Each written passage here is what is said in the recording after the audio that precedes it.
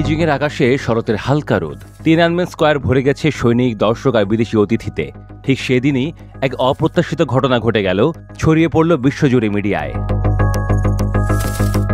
ক্যামেরার সামনে ছিলেন রাশিয়ার প্রেসিডেন্ট ভ্লাদিমির পুতিন, চীনের প্রেসিডেন্ট শি জিনপিং এবং উত্তর কোরিয়ার নেতা কিম জং উন। তিনজন একসাথে ধীরে ধীরে এগিয়ে যাচ্ছিলেন মঞ্চের দিকে। রাষ্ট্রীয় টেলিভিশন সিসিটিভি সরাসরি সম্প্রচার করছিল পুরো অনুষ্ঠান। কোটি কোটি মানুষ অনলাইনে আর টেলিভিশনে দেখছিলেন। হঠাৎ সে লাইভ সম্প্রচারে মাইক্রোফোনে ধরা পড়ে এক গোপন আলাপ। পুতিনের দোভাষী কণ্ঠে শোনা গেল, বায়োটেকনোলজি ক্রমাগত উন্নতি করছে, মানুষের অঙ্গ প্রতিস্থাপন করা সম্ভব হচ্ছে বারবার। যত দিন বাঁচবে ততদিনে যেন নতুনভাবে তরুণ হওয়া সম্ভব, এমনকি অমরত্ব অর্জন করা যায়।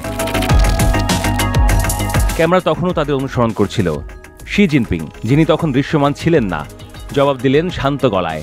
অনেকে পূর্বাভাস দেন, এই শতাব্দীতে মানুষ হয়তো 150 বছর পর্যন্ত বাঁচতে পারে। মুহূর্তের মধ্যেই টেলিভিশনের দর্শক আর অনলাইনে থাকা কোটি মানুষ হতবাক। এ কি সত্যি সম্ভব?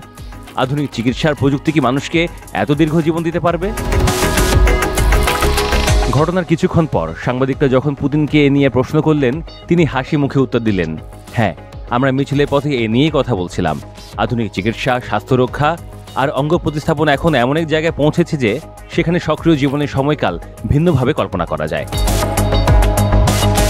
তবে মজার ব্যাপার হলো, যখন শি জিনপিং বলছিলেন 150 বছর বাঁচার সম্ভাবনার কথা, তখন সিসিটিভির সম্প্রচারে হঠাৎ ক্যামেরা বদলে গিয়েছিল। দেখানো হচ্ছিল শুধু স্কয়ারের উপর থেকে নেওয়া এক ওয়াইড শট। অনেকে ধারণা করেন হয়তো চীনা সম্প্রচার করা ইচ্ছাকৃতভাবে অডিও ফেড আউট করে দিয়েছিলেন। কিন্তু ততক্ষণে যা হওয়ার হয়ে গেছে। অডিও ইতিমধ্যে ধরা পড়েছে আর ক্লিপটি দ্রুত ছড়িয়ে পড়েছে বিশ্ব মিডিয়ায়। এরপর মঞ্চে উঠে শি জিনপিং আনুষ্ঠানিক বক্তব্য দেন।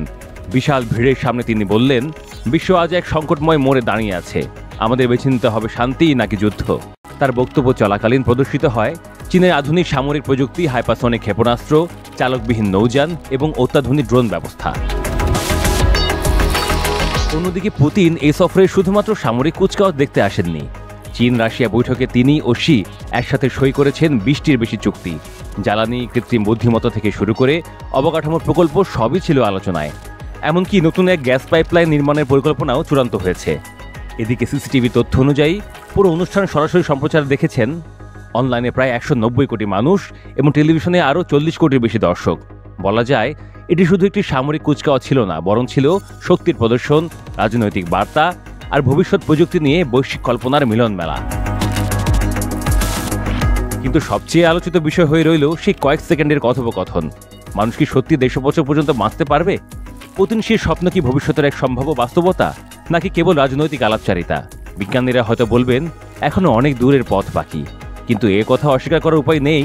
এমন আলোচনায় ভবিষ্যৎ প্রজন্মকে ভাবায়, প্রশ্ন করতে শেখায়।